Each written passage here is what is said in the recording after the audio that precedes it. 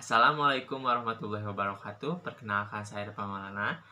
Saya dari kelompok 2 yang akan membahas mengenai barang publik. Di sini saya akan menjelaskan terlebih dahulu mengenai barang publik, yang dimana barang publik merupakan barang yang tersedia untuk semua orang dan bersifat non-eksklusif, yang artinya semua orang bisa mengakses barang tersebut. Selanjutnya, saya akan membahas mengenai karakteristik dari barang publik tersebut.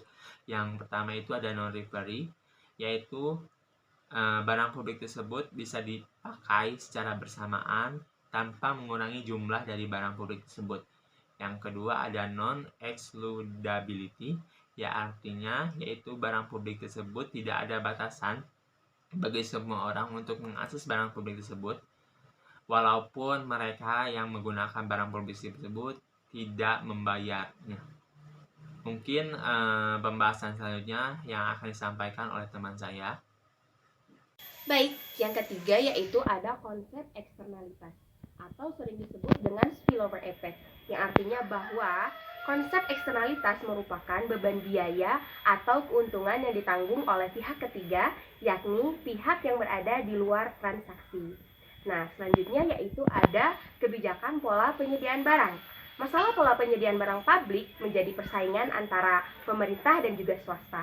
Pemerintah bertujuan untuk menjalankan fungsinya mengantarkan pelayanan publik yang baik, sedangkan swasta yaitu berlomba-lomba untuk mendapatkan keuntungan. Karena dengan keuntungan, swasta bisa hidup. Maka dari itu, ada konsep social system and social equilibrium yang akan menyisir makna efisiensi dan keadilan atau sistem yang bergerak secara berkesinambungan antara pemerintah dan juga swasta. Nah, selanjutnya yaitu akan dibahas oleh teman saya. Kepadanya disilahkan. Baik, di sini saya akan melanjutkan pembahasan mengenai kebijakan pola penyediaan barang publik. Sebelumnya izinkan saya memperkenalkan diri. Nama saya Delia Arsa Aulia Putri dari Administrasi Publik 6B. Penyediaan barang publik tidak hanya membahas karena kegagalan pasar, tetapi menjadi syarat sebagai ukuran pertumbuhan ekonomi, pembangunan, dan kualitas hidup suatu negara.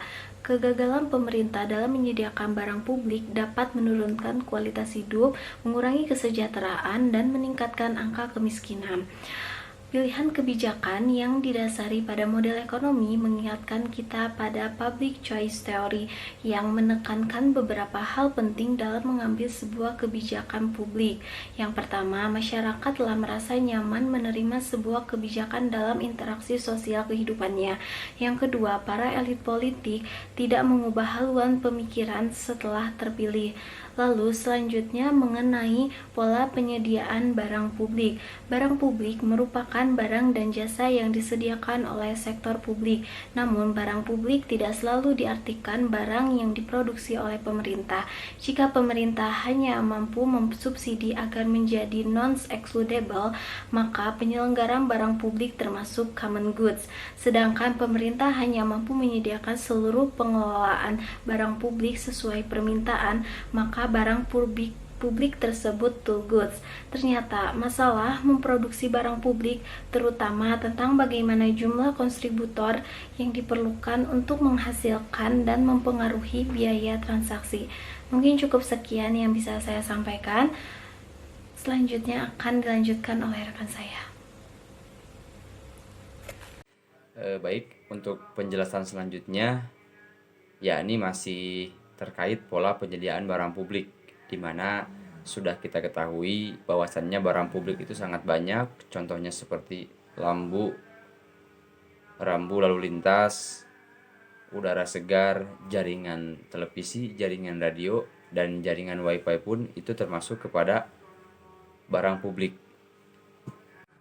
Berbicara tentang barang publik, salah satu fungsi pemerintah pun yaitu menyediakan barang publik yang merupakan komoditas atau jasa yang disediakan untuk semua masyarakat. Barang publik disediakan oleh pemerintah dengan alasan bahwa penyediaan barang publik oleh pihak swasta akan menyebabkan underproduction. Pemerintah juga mempunyai peran aktif dan tanggung jawab dalam mewujudkan sasaran-sasaran pembangunan yang dicapai melalui aktivitas pemerintah dalam perekonomian, khususnya berkaitan dengan penyediaan barang publik. Barang publik yang tersedia menjadi cerminan masyarakat.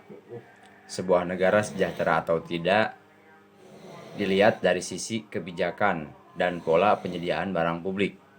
Harus berpihak kepada kepentingan rakyatnya sendiri. Mengurangi privatisasi barang publik dan dukungan pemerintah melalui peraturan yang tegas terhadap praktek monopoli kartel pada barang publik. Pemenuhan barang publik juga oleh pemerintah menjadi salah satu cerminan tanggung jawab peran aktif pemerintah terhadap warganya sendiri. Mengenai persoalan barang publik, ada beberapa jenis teori yang mengemukakan terkait barang publik. Yang pertama ada teori Pigow, yang kedua ada teori Bowen, yang ketiga ada teori Samuelson, yang keempat ada teori Lindahl, yang terakhir ada teori anggaran. Assalamualaikum warahmatullahi wabarakatuh. Perkenalkan, nama saya Amelia Ferani. Di sini saya akan menjelaskan mengenai 5 teori barang publik. Yang pertama ada teori dari Pigow, berpendapat bahwa barang publik harus disediakan sampai satu tingkat di mana kepuasan marginal akan barang publik sama dengan kepuasan marginal. Yang kedua dari teori Bowen mengemukakan suatu teori mengenai penyediaan barang publik dan teorinya didasarkan pada teori harga seperti halnya pada penentuan harga pada barang swasta. Yang ketiga dari teori Samuelson. Analisis ini memperoleh aturan Samuelson untuk barang publik murni dengan dan tanpa pembuangan bebas atau free disposal dan barang publik dengan kemacetan. Yang keempat ada teori dari Lindahl. Untuk barang publik diatur sedemikian rupa sehingga setiap individu membayar harga marginal dengan keuntungan marginal yang diperoleh individu saat mengonsumsi barang. Yang keempat ada teori anggaran. Teori ini didasarkan pada suatu analisa di mana setiap orang membayar atas penggunaan barang publik dengan jumlah yang sama, yaitu sesuai dengan sistem harga untuk barang-barang swasta atau private goods. Mungkin cukup sekian pembahasan mengenai 5 teori barang publik yang bisa saya sampaikan. Baik, saya akan menjelaskan mengenai tantangan dalam menyediakan barang publik. Meskipun barang publik yang sangat diperlukan dalam ekonomi pasar, penyediaan barang-barang publik menyajikan tantangan sulit untuk pasar tersebut. Pasar sangat efisien dalam memproduksi barang swasta karena barang tersebut keduanya rival dalam hal konsumsi maupun dikecualikan. Pasar sendiri mengalami kesulitan dalam mengalokasikan sumber daya untuk produksi barang publik, karena barang publik sendiri tidak memiliki kedua kualitas tersebut. Pada pasar persaingan, untuk pengalokasian barang yang dikecualikan, persaingan dan dikecualikan sangat penting untuk penyediaan pasar barang dari beberapa alasan. Persaingan memungkinkan produsen untuk secara akurat mengukur permintaan produk mereka. Dan pengecualian barang publik ini memungkinkan produsen untuk mendapatkan bayaran sendiri untuk barang-barang mereka. Pada persaingan pelanggan, untuk mengungkapkan preferensi setiap individu memiliki pilihan yang sedikit untuk mengungkapkan preferensinya ketika membeli barang persaingan.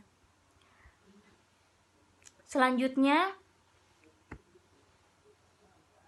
penyediaan barang publik yang dikecualikan menghilangkan kesempatan bagi konsumen untuk menggunakan barang tanpa membayar, insentif kepada pelanggan untuk membayar atau tanpa ada risiko. Memungkinkan para produsen barang yang dikecualikan untuk biaya yang mereka upayakan. Kesulitan menyediakan barang publik melalui pasar karena barang publik murni dan barang swasta murni bersifat polar berlawanan. Alasan bahwa pasar sangat efektif untuk memberikan barang pribadi adalah alasan yang sama untuk mereka tidak efektif dalam menyediakan barang publik.